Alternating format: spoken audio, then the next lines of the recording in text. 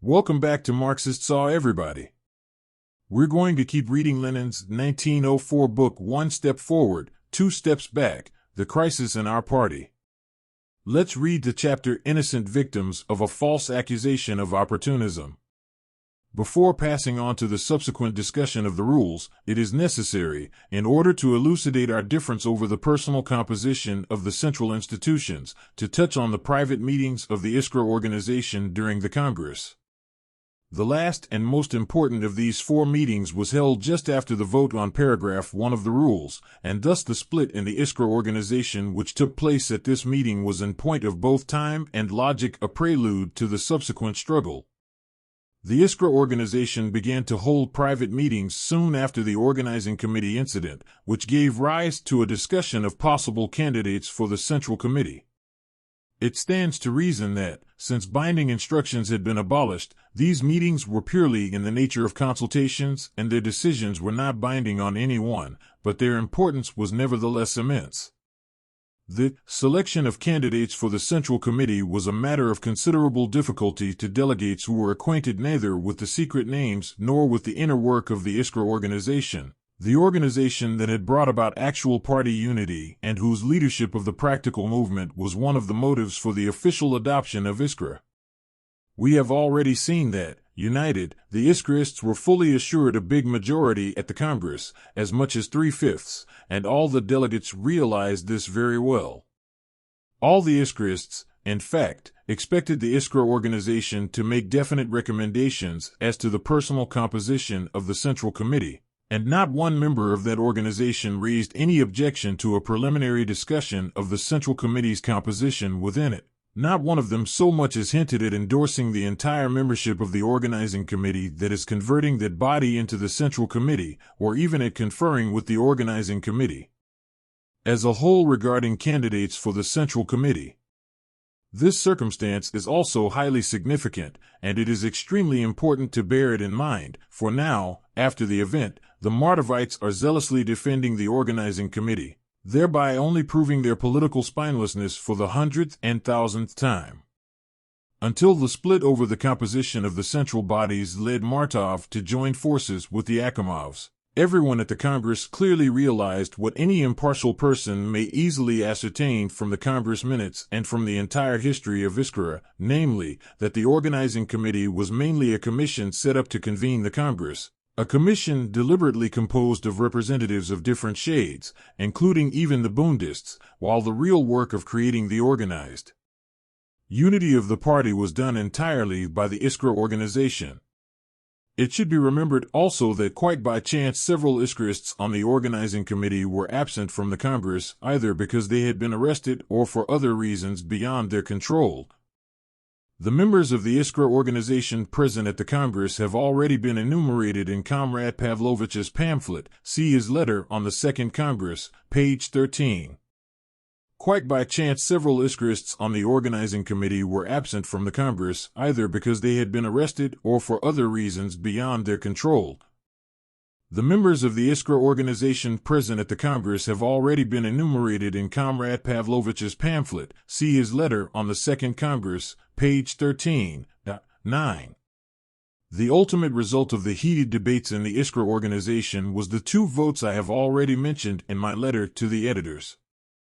The first vote, by 9 votes to 4, with 3 abstentions, one of the candidates supported by Martov was rejected. What could be simpler and more natural, one would think, than such a fact? By the common consent of all the 16 Iskra organization members at the Congress, the possible candidates are discussed, and one of Comrade Martov's candidates is rejected by the majority. It was Comrade Stein, as Comrade Martov himself has now blurted out, State of Siege, page 69. After all, one of the reasons why we assembled at the Party Congress was to discuss and decide to whom to entrust the conductor's baton, and it was the common duty of us all as party members to give this item on the agenda the most serious attention, to decide this question from the standpoint of the interests of the work, and not of Philistine sentimentality, as Comrade Ruzov quite rightly expressed it later. Of course, in discussing candidates at the Congress, we were bound to touch upon certain personal qualities, were bound to express our approval or disapproval, especially at an unofficial and intimate meeting. And I have already pointed out at the League Congress that it is absurd to think that a candidate is disgraced when he is not approved. League Minutes, page 49. Absurd to make a scene and go into hysterics over what forms part of a party member's direct duty to select officials conscientiously and judiciously. And yet this was what put the fat in the fire as far as our minority are concerned, and they began after the Congress to clamor about destroying reputations. League Minutes, page 70. And to assure the broad public in print that Comrade Stein had been the chief figure on the former organizing committee and that he had been groundlessly accused of diabolical schemes. State of Siege, page 69. Is it not hysterics to shout about destroying reputations in connection with the approval or disapproval of candidates? Is it not squabbling when people who have been defeated both at a private meeting of the Iskra organization and at the official Supreme Assembly of the party, the Congress, begin to complain to all and sundry and recommend rejected candidates to the worthy public as chief figures, and when they then try to force their candidates upon the party by causing a split and demanding co-optation? In our musty emigre atmosphere, political concepts have become so confused that Comrade Martov is no longer able to distinguish party duty from personal and circle allegiance. It is bureaucracy and formalism, we are to believe, to think it proper to discuss and decide upon candidates only at congresses, where delegates assemble primarily for the discussion of important questions of principle, where representatives of the movement assemble who are able to treat the question of personalities impartially, and who are able, and in duty bound, to demand and gather all necessary information about the candidates before casting their decisive votes, and where the assignment of a certain place to arguments over the conductor's baton is natural and essential. Instead of this bureaucratic and formal view, new usages and customs have now become the thing. We are, after congresses, to talk right and left about the political burial of Ivan Ivanovich or the destroyed reputation of Ivan Nikiforovich. Writers are to recommend candidates in pamphlets, the while beating their breasts and hypocritically asserting, "This is not a circle, it is a party." Those of the reading public who have a taste for scandal will eagerly savor the sensational news that, on the assurance of Martov himself, for so-and-so was the chief figure on the organizing committee. This reading public is far more competent to discuss and decide the question than formalistic institutions like congresses, with their grossly mechanical decisions by majority vote. Yes, there are still veritable Augean stables of emigre squabbling for our real party workers to clean up. Second vote of the Iskra organization, by 10 votes to 2, with 4 abstentions, a list of 5 candidates for the Central Committee was adopted which, on my proposal, included 1 leader of the non-Iskrist elements and 1 leader of the Iskrist minority. 5. This vote is of the utmost importance, for it clearly and irrefutably proves the utter falsity of the fables which were built up later, in the atmosphere of squabbling, to the effect that we wanted to eject the non-Iskrists from the party or set them aside, that what the majority did was to pick candidates from only one half of the Congress and have them elected by that half, etc. All this is sheer falsehood. The vote I have cited shows that we did not exclude the non-Iskrists even from the Central Committee, let alone the party, and that we allowed our opponents a very substantial minority. The whole point is that they wanted to have a majority, and when this modest wish was not gratified, they started a row and refused to be represented on the central bodies at all. That such was the case, Comrade Martov's assertions at the League notwithstanding, is shown by the following letter which the minority of the Iskra organization addressed to us, the majority of the Iskrists, and the majority at the Congress after the withdrawal of the 7, shortly after the Congress adopted paragraph 1 of the rules. It should be noted that the Iskra organization meeting I have been speaking of was the last. After it, the organization actually broke up and each side tried to convince the other Congress delegates that it was in the right. Here is the text of the letter. Having heard the explanation of Delegates Sorokin and Sablina, 10, regarding the wish of the majority of the editorial board and the Emancipation of Labor Group to attend the meeting on such and such a date, 6, And having with the help of these delegates established that at the previous meeting a list of Central Committee candidates was read which was supposed to have come from us, and which was used to misrepresent our whole political position, and bearing in mind also that, firstly, this list was attributed to us without any attempt to ascertain its real origin, that, secondly, this circumstance is undoubtedly connected with the accusation of opportunism openly circulated against the majority of the Iskra editorial board and of the Emancipation of Labor group, and that, thirdly, this accusation is, as is perfectly clear to us, connected with a quite definite plan to change the composition of the Iskra editorial board. We consider that the explanation given us of the reasons for excluding us from the meeting is unsatisfactory, and that the refusal to admit us to the meeting is proof of not wanting to give us the opportunity to refute the above-mentioned false accusations. As to the possibility of our reaching agreement on a joint list of candidates for the Central Committee, we declare that the only list we can accept as the basis for agreement is Popov, Trotsky, and Glebov. Furthermore, we emphasize that this is a compromise list, since the inclusion of Comrade Glebov is to be viewed only as a concession to the wishes of the majority, for now that the role he has played at the Congress is clear to us, we do not consider Comrade Glebov a person satisfying the requirements that should be made of a candidate for the Central Committee. At the same time, we stress that our entering into negotiations regarding the candidates for the Central Committee has no bearing whatever on the question of the composition of the editorial board of the central organ, as on this question, the composition of the editorial board, we are not prepared to enter into any negotiations. On behalf of the comrades Martov and Starover. This letter, which accurately reproduces the frame of mind of the disputing sides and the state of the dispute, takes us at once to the heart of the incipient split and reveals its real causes. The minority of the Iskra organization, having refused to agree with the majority and preferred freedom of agitation at the Congress, to which they were, of course, fully entitled, nevertheless tried to induce the delegates of the majority to admit them to their private meeting.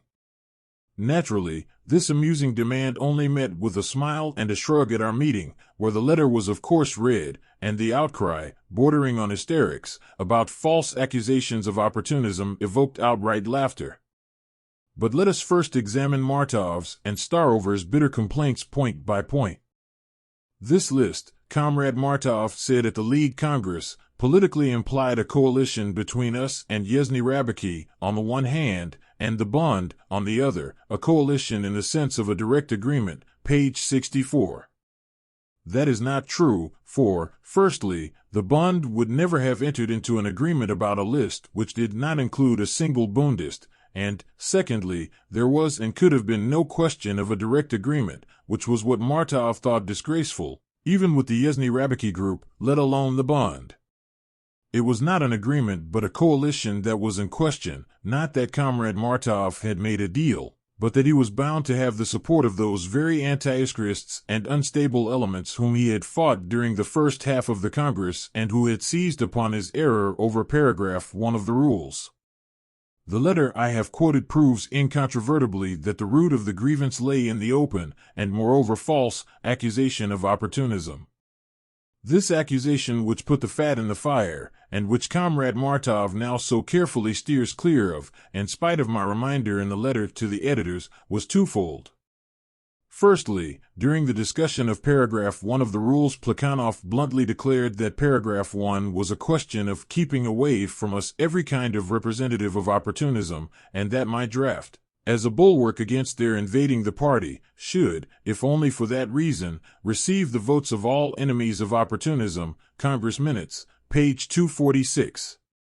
These vigorous words, even though I softened them down a little, page 250, 8, caused a sensation, which was clearly expressed in the speeches of Comrades Ruzov, page 247, Trotsky, page 248, and Akimov, page 253.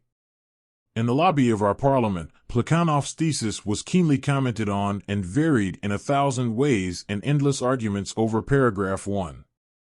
But instead of defending their case on its merits, our dear comrades assumed a ludicrous air of injury and even went to the length of complaining in writing about a false accusation of opportunism. Their narrow circle mentality and astonishing immaturity as party members, which cannot stand the fresh breeze of open controversy in the presence of all, is here clearly revealed. It is the mentality so familiar to the Russian, as expressed in the old saying, either coats off, or let's have your hand. These people are so accustomed to the bell-jar seclusion of an intimate and snug little circle that they almost fainted as soon as a person spoke up in a free and open arena on his own responsibility. Accusations of opportunism, against whom? Against the Emancipation of Labor Group, and its majority at that. Can you imagine anything more terrible? Either split the party on account of this ineffaceable insult, or hush up this domestic unpleasantness by restoring the continuity of the bell jar. This alternative is already pretty clearly indicated in the letter we are examining. Intellectualist individualism and the circle mentality had come into conflict with the requirement of open speaking before the party. Can you imagine such an absurdity, such a squabble, such a complaint about false accusations of opportunism in the German party? Their proletarian organization and discipline weaned them from such intellectualist flabbiness long ago. Nobody has anything but the profoundest respect for Liebknecht, let us say, but how they would have laughed over there at complaints that he, together with Bebel, was openly accused of opportunism at the 1895 Congress, when, on the agrarian question, he found himself in the bad company of the notorious opportunist Vollmer and his friends. Liebknecht's name is inseparably bound up with the history of the German working-class movement, not, of course, because he happened to stray into opportunism on such a comparatively minor and specific question, but in spite of it. And similarly, in spite of all the acrimony of the struggle, the name of Comrade Axelrod, say, inspires respect in every Russian social democrat, and always will. But not because Comrade Axelrod happened to defend an opportunist idea at the Second Congress of our party, happened to dig out old anarchistic rubbish at the Second Congress of the League, but in spite of it. Only the most hidebound circle mentality, with its logic of either coats off, or let's have your hand, could give rise to hysterics, squabbles, and a party split because of a false accusation of opportunism against the majority of the Emancipation of Labor Group. The other element of this terrible accusation is intimately connected with the preceding. Comrade Martov tried in vain at the League Congress, page 63, to evade and hush up one side of this incident. It relates in fact to that coalition of the anti-Iskrist and wavering elements with Comrade Martov which began to emerge in connection with paragraph 1 of the rules. Naturally, there was no agreement, direct or indirect, between Comrade Martov and the anti-Iskrists, nor could there have been, and nobody suspected him of it. It only seemed so to him in his fright. But politically his error was revealed in the fact that people who undoubtedly gravitated towards opportunism began to form around him an ever more solid and compact majority, which has now become a minority only because of the accidental withdrawal of 7 delegates. We pointed to this coalition, also openly, of course, immediately after the matter of paragraph 1, both at the Congress, see Comrade Pavlovich's remark already quoted, Congress Minutes, page 255, and in the Iskra organization. Plekhanov, as I recall, pointed to it in particular. It is literally the same point and the same jibe as was addressed by Clara Zetkin to Bebel and Liebknecht in 1895, when she said, Es tut mir in der Seele weh, dass ich dich in der Gesellschaft seh, it cuts me to the quick to see you, i.e., Bebel, in such company, i.e., of Vollmer and company. It is strange, to be sure, that Bebel and Liebknecht did not send a hysterical message to Kautsky and Zetkin complaining of a false accusation of opportunism. As to the list of candidates for the Central Committee, this letter shows that Comrade Martov was mistaken in declaring at the League that the refusal to come to an agreement with us was not yet final. Another example of how unwise it is in a political struggle to attempt to reproduce the spoken word from memory instead of relying on documents. Actually, the minority were so modest as to present the majority with an ultimatum, take 2 from the minority and 1, by way of compromise and only as a concession, properly speaking, from the majority. This is monstrous, but it is a fact. And this fact clearly shows how absurd are the fables now being spread to the effect that the majority picked representatives of only one half of the Congress and got them elected by that one half. Just the opposite, the Mardovites offered us 1 out of 3 only as a concession. Consequently, in the event of our not agreeing to this unique concession, they wanted to get all the seats filled by their own candidates. At our private meeting we had a good laugh at the Mardovites' modesty and drew up a list of our own. Glebov Travinsky, subsequently elected to the Central Committee, Popov. For the latter we then substituted, also at a private meeting of the 24, Comrade Vasiliev, subsequently elected to the Central Committee, only because Comrade Popov refused, first in private conversation and then openly at the Congress, page 338, to be included in our list. That is how matters really stood. The modest minority modestly wished to be in the majority. When this modest wish was not met, the minority were pleased to decline altogether and to start a row. Yet there are people who now talk pontifically about the intransigence of the majority. Entering the fray in the arena of free agitation at the Congress, the minority presented the majority with amusing ultimatums. Having suffered defeat, our heroes burst into tears and began to cry out about a state of siege. Voila tout! The terrible accusation that we intended to change the composition of the editorial board was also greeted with a smile at our private meeting of the 24th. From the very beginning of the Congress, and even before the Congress, everybody had known perfectly well of the plan to reconstitute the editorial board by electing an initial trio. I shall speak of this in greater detail when I come to the election of the editorial board at the Congress. That the minority took fright at this plan after they saw its correctness splendidly confirmed by their coalition with the anti-Iskrists did not surprise us. It was quite natural.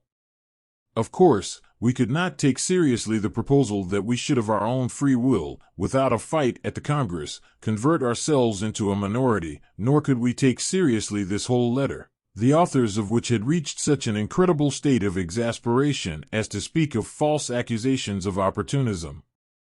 We confidently hoped that their sense of party duty would very soon get the better of the natural desire to vent their spleen. Thank you for tuning in. If you thought this was helpful, please follow Marxist Saw on YouTube, Facebook, and Twitter for more texts like this one.